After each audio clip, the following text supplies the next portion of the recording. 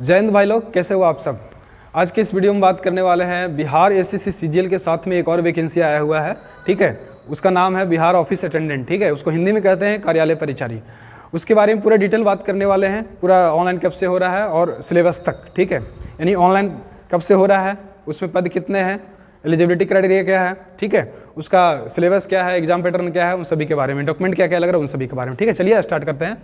देखो भाई, इसको बिहार एसएससी यानी staff selection commission office attendant 2025 ये इसको इंग्लिश में कहते हैं। इसका हिंदी होता है कार्यालय परिचारी। एक तरह से कर्मचारी का ही काम होता है। इसका जो ऑनलाइन है वो हो रहा है 26 अगस्त से 26 सितंबर। ठीक है, 26 अगस्त से 26 सितंबर। अगर आपने फॉर्म नहीं भरा है तो भर देना भाई।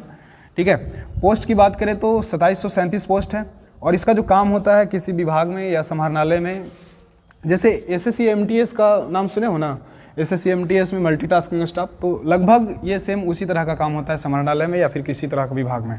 ठीक है, और ये 53 जगहों पर, जैसा नोटिफिकेशन में दिया गया है कि 53 जगहों पर इसका जो नियुक्ति होने वाला है, यानी अपॉइंटमेंट होगा। जो भी यहाँ से सिलेक्ट होकर के जाएंगे 3727 लोग, उसे समाहरणालय या किसी विभाग में उसको परिचारी का पद दिया जाएगा। ठीक है, अब योग्यता की बात करेंगे तो भाई इसका सिंपल योग्यता है। एलिजिबिलिटी क्राइटेरिया भाई सिंपल 10वां पास हो, अगर 18 साल आपका एज है तो आप भर सकते हैं। यानी इंटर भी पास हैं तो भी भर सकते हैं, ग्रेजुएशन तो कहना ही, यानी हर कोई फॉर्म भर सकता है जिसका एज 18 से लेकर के 37 वर्ष के बीच में है। ठीक है, ओबीसी के लिए 3 साल का छूट मिल जाता है।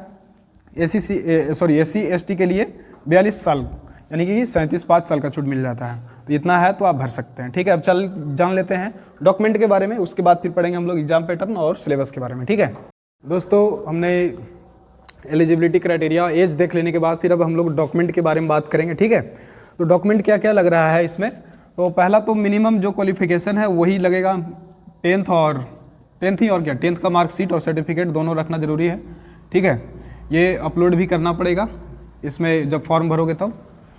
दूसरा, आपके पास मैक्सिमम एलिजिबिलिटी जो भी है, आपके पास मैक्सिमम डिग्री है, 12th हो या फिर ग्रेजुएशन हो, उन सभी को भी आप रख सकते हैं।